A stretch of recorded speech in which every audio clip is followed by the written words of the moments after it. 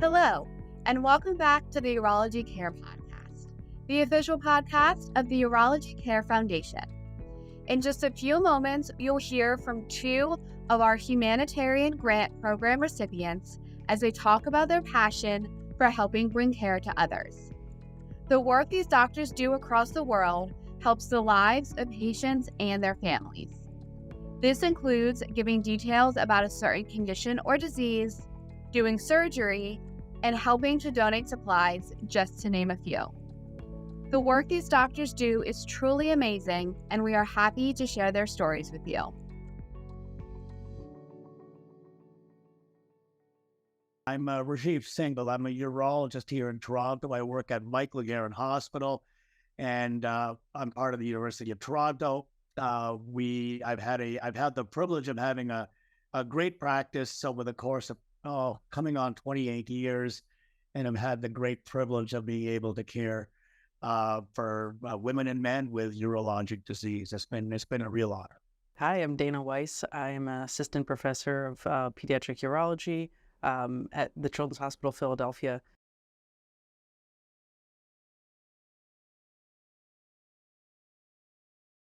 My work overseas really is an extension, I think, of the work that I've done in my career. I think a big part of what we do as specialists is advocacy, right? I think we manage disease, but so much of it is understanding what brings a patient to see us, how that disease process may have advanced depending on what kind of social and economic supports they may have at home.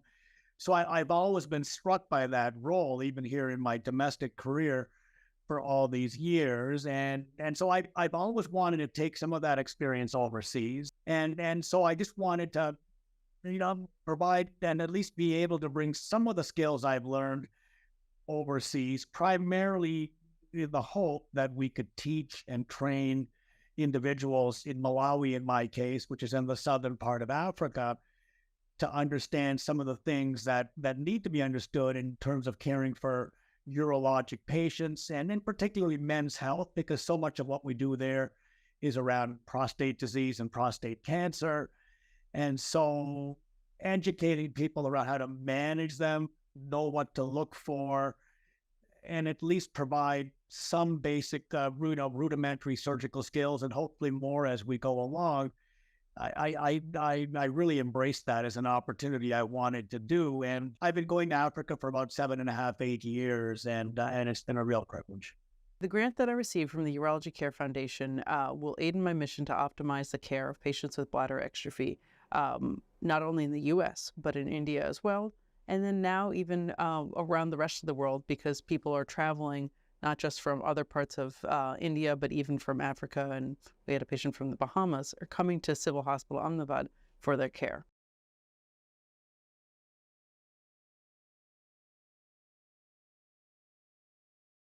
So I think the work that I do in overseas, in the developing world, has impacted my life in so many ways. I think, in our busy world here, we can get annoyed about a lot of things, and there's never enough resource, there's never enough equipment.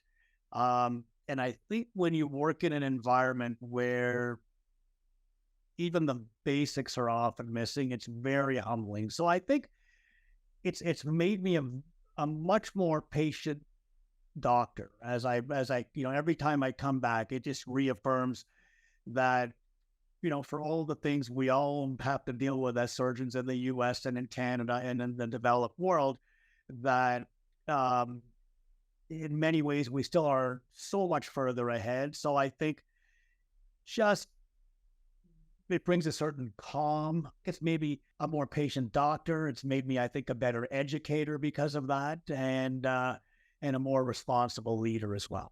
So the work in India has expanded my horizons both personally and professionally.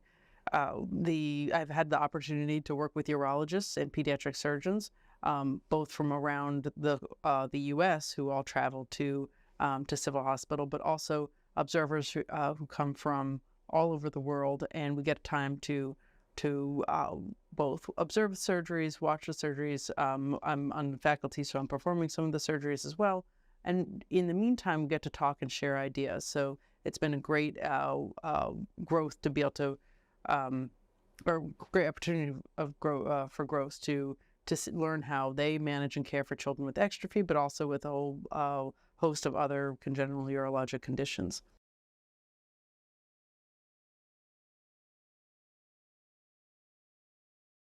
So I think understanding urology from a patient perspective is no different than understanding, I think, any disease process in medicine. It's a more pressing thing in a field like urology. It's not an area, particularly for the men that are a big part of our practices.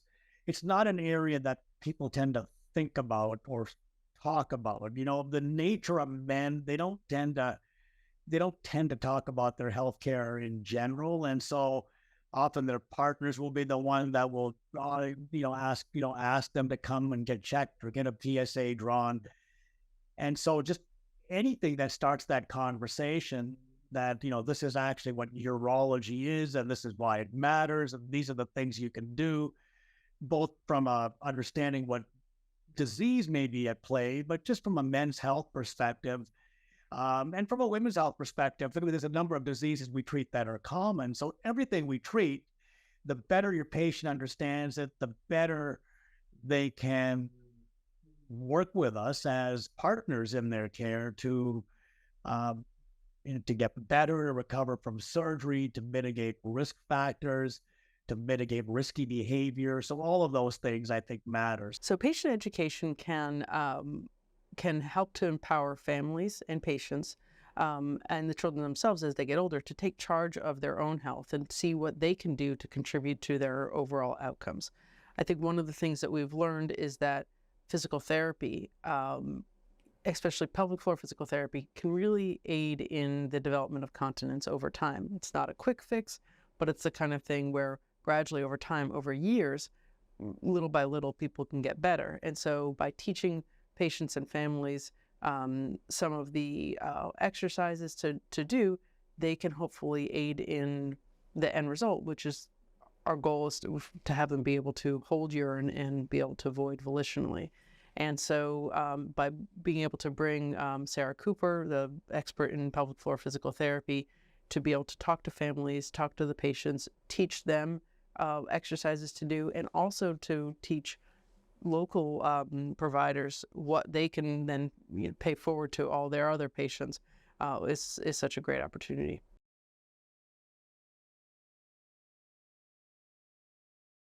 It really is a privilege that I get to do. I get to make a living doing something that I absolutely love to do, and that's never been lost on me. And that really is the driver, right? I mean, there's so many different ways to make a living, but what we do is awesome, right? I think it's just absolutely awesome. I'm a first generation Canadian. I was born here. I grew up here.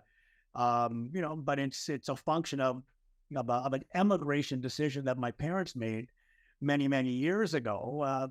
And so I've always been struck by that concept that, based on a fundamental decision point that my mom and dad made many years ago, my life is very different. That's what drives me, I think, all the time. And I think that's really what's driven my desire to kind of, to bring that energy and hopefully the ability to at least teach somebody something in other parts of the world where there are so many disadvantages stacked up against against people that it's really humbling and gratifying. And again, I'm very lucky and never take it for granted. What we do as urologists, as physicians, is about helping others. That's sort of why we do everything we do. I've had the great fortune to be able to help others in a small way on several different fronts. There's the direct patient care. Obviously, at home, it's a bigger part of what I do. I have my own patients and own clinics, but also in this collaboration, the ability to travel to India, I can contribute in a small way to direct patient care, but also I'm able to contribute to education and sharing what I've learned both at home and abroad with multiple other sort of generations of observers and share what we're doing. And then also, I think one of the biggest thing is being able to, through the support of the Urology Care Foundation Humanitarian Grant, support Sarah Cooper, who is our expert in pelvic floor physical therapy, who we work really, really closely with, to be able to support her travel and then share her knowledge with both the patients and the caregivers and all the physicians at Civil Hospital. I think is going to be so fulfilling to watch what she can do for everyone else. This podcast has been brought to you by the Urology Care Foundation, powered by trusted experts of the American Urological Association. For more information on today's topic and for all things urology health, visit urologyhealth.org. That's urologyhealth.org.